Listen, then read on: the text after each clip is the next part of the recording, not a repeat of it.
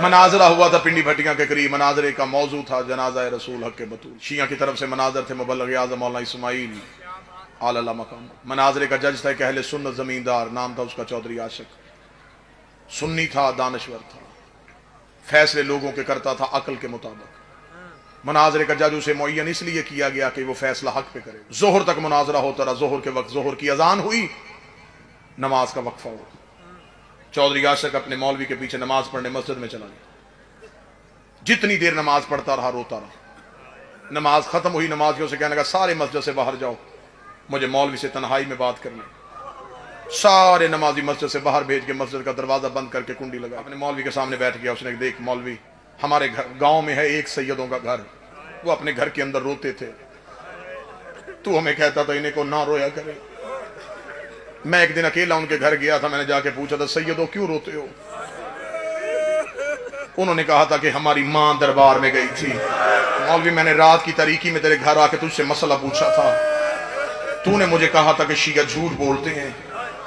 मैंने उन सैयदों से कहा था इतना बड़ा इल्जाम तुमने कैसे लगा दिया अगर रसूल की बेटी कहीं गई हो?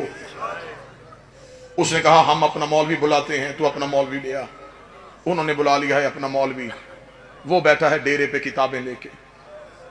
मुझे इन किताबों की समझ नहीं आ रही, तू किताब दिखाता है वो दिखाता है, मुझे नहीं समझ आ रही इन किताबों में क्या लिखा है। ये भी तो आखिर मौलवियों ने लिखी है।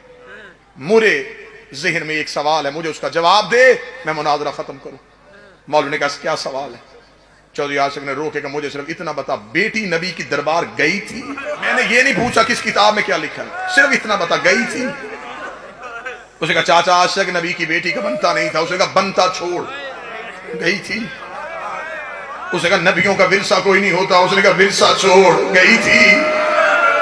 उसने कहा हदीसें कहती हैं नबी जगीरें छोड़ के नहीं जाते। उसने कहा सब कुछ छोड़ बता, गई थी? उसने कहा हाँ चौधरी आशिक गई थी। रो के जिगर पे हाथ रख के कहता है अब मुझे बता वापस खाली आई थी या कुछ लेके आई थी? उसने कहा किताबें लिखती हैं वापस खाली चली गई थी। रो के कहने मेरे मरने के बाद मेरी बेटी किसी कमनी के दरवाजे पे जाए और ला के कहे मैं चौधरी आशिक की बेटी हूँ, मुझे बताओ खाली भेजोगे या दे के भेजोगे? कहलेगा दे के भेजेंगे, बेटी जो तेरी है। रो के ना मेरी बेटी का हया करते हो, मोहम्मद की बेटी का किसी ने हया नहीं किया।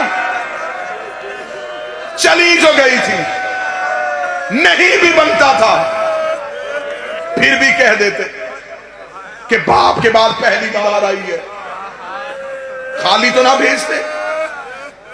दरवाजा खोला, रोता हुआ वहां गया जहां मुबल्लिग आज़म बैठे, पगड़ी उतार के मौलवी इस्माइल के कदमों में फेंक, हाथ बांध कर बंद कर इस्माइल किताबें, मुझे पता चल गया कि नबी की बेटी खाली आई है। कीमत बनती है, मैं जमीनें बेचूं, मैं बेटियों के जेवर बेचूं, मैं उतने पैसे ला के सैयदों के घर दूं ताकि ये सैयद तो अपना रोना बंद करे।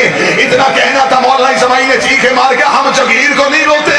उसके फिर किस बात में रो रहे हो?